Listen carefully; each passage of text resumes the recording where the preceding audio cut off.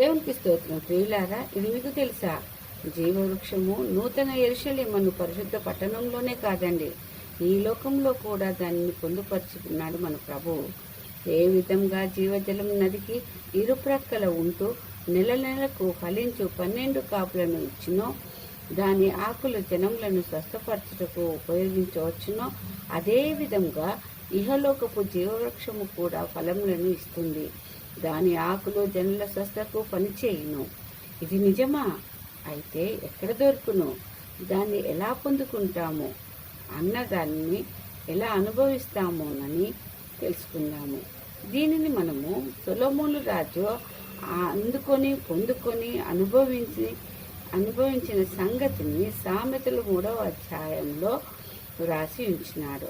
అవును ప్రియులారా, ఇలాగైతే జీవవృక్షము పెరుగుటకును మంచి ఫలములను ఇచ్చుటకు జీవమును కలిగిన మంచి అను దానిని కలిగి ప్రవహిస్తున్న జీవజలముల నది ఎలాగైతే దేవుని మరియు గొర్రెపిల్ల యొక్క సింహాసనము వద్ద నుండి వస్తూ ఉన్నదో, బయలుదేరినదో, అదే విధముగా దేవుని యొక్కయు గొర్రెపిల్ల యొక్కయు సన్నిధి నుండి ప్రవహించు జ్ఞానము, వివేచన అను జీవజలముల నదిని పొందుటకై మొట్టమొదటిగా మనము యెహోవా యందు భయభక్తులను కలిగిన వారమై ఆయన సన్నిధిని వెదకాలి. ఇంకా తెలివికై, వివేచనకై మొర్ర పెట్టాలి. ఎందుకనగా యెహోవాయే జ్ఞానమిచ్చువాడు. తెలివియో వివేచనయో ఆయన నోట నుండి వచ్చును. కాబట్టి దయను సత్యమును విడిచిపోనియక హృదయం అనే పలకపై వ్రాసుకొని మన ప్రవర్తనంతటి యందు ఆయన అధికారమును ఒప్పుకొని చెడుతనమును విడిచిపెట్టి స్వబుద్ధిని ఆధారము చేసుకోక యెహోవా యందు నమ్మిక ఉంచి ప్రథమ ఫలములను ఆస్తిలో భాగమును ఇచ్చి ఘనపరచాలి. ఆయన గద్దింపునకు విసుకక, శిక్షను తృణీకరింపక ఆయన ప్రేమను పొందుకొని ఇష్టలుగా నుండి జ్ఞానమును, వివేచనను సంపాదించుకోవాలి. అప్పుడే నెల నెలకు ఫలములను ఇచ్చు 12 కాపులను పొందుకొని కొట్లలో సమృద్ధి అయిన ధాన్యమును కలిగి ఉంటాము.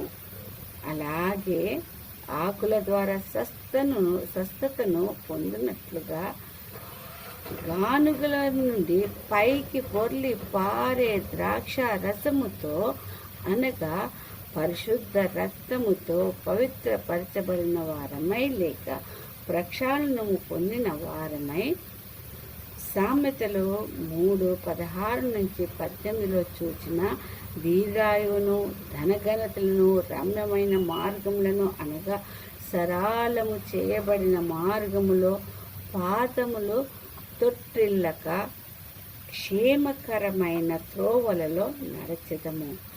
ఈ విధముగా 3:18 చెప్పినట్టుగా జ్ఞానమును కలిగి లేక జ్ఞానమును పట్టుకొని దాన్ని ఉపయోగించుకొని జీవించిన వారికి అది జీవవృక్షము గాను, 3:21 చెప్పినట్టుగా జ్ఞానము, వివేచనను భద్రము చేసుకొనిన అది జీవముగాను మరియు మెడకు అలంకారముగాను నుండి భయపడక సుఖముగా ప్రభువు కోరుకునే ముస్తాబైన పెళ్లి కుమార్తెగా నుండెదము. అయితే ప్రియులారా, సంసోను గర్భమున పుట్టినది మొదలుకొని దేవునికి నాజీరు చేయబడిన వాడే ఫిలిస్తీన్ల చేతి నుండి ఇశ్రాయేలును విడిపించవలసి ఉండగా, అనగా నాజీరు అను జీవవృక్షమును కలిగినవాడు లోకాశలకు లోబడిపోయి స్త్రీకి అమ్ముడుపోయి తన జీవితముని తలకిందులు చేసుకుని జీవవృక్షమును పోగొట్టుకొని ఫలములను పొందలేకపోయినాడు.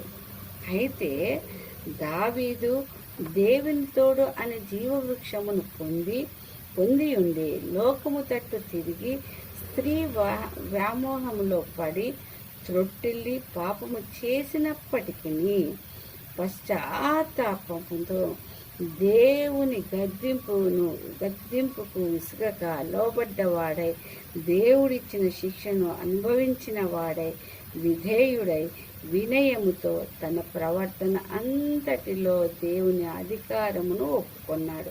కాబట్టియే ఫలములను పొందుకుని హృదయానుసారుడని అనిపించుకొని మహారాజై సుఖ సంతోషములతో జీవితకాలమంతయు జీవించినాడు.